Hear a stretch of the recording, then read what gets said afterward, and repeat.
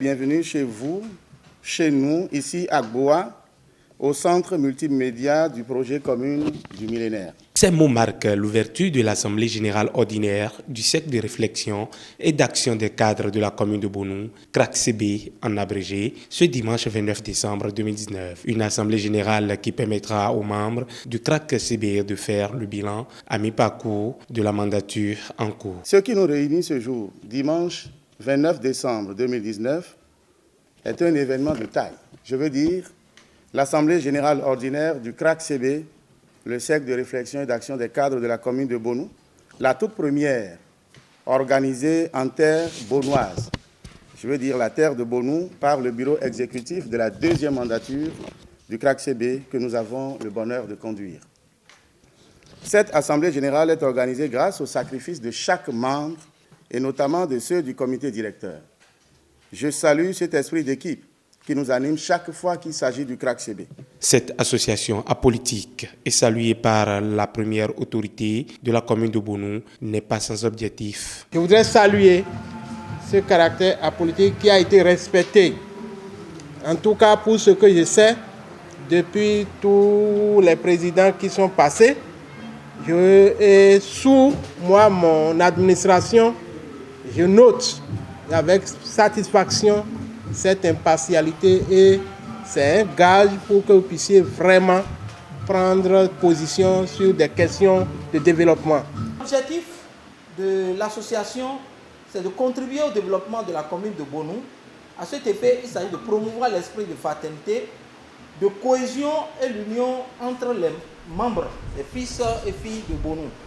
Alors, pour atteindre ces objectifs, il faut travailler. C'est ainsi qu'un retour est fait pour rappeler les activités menées au cours des 2 dernières années. En 2 ans, nous avons tenu 4 sessions du comité directeur sur les 4 prévues par les textes, ce qui fait un pourcentage de 100%. Entre le bureau exécutif et les autorités locales, les relations se sont nettement améliorées. En effet, dans un passé récent, la phobie des cadres par les autorités communales était une évidence, au point de conduire à la publication d'une lettre ouverte co-signée par les présidents du CRAC-CB et de l'UNECOB pour fustiger à mots à peine couverts les travers de la gouvernance locale, faute d'un cadre de dialogue entre les cadres et le conseil communal.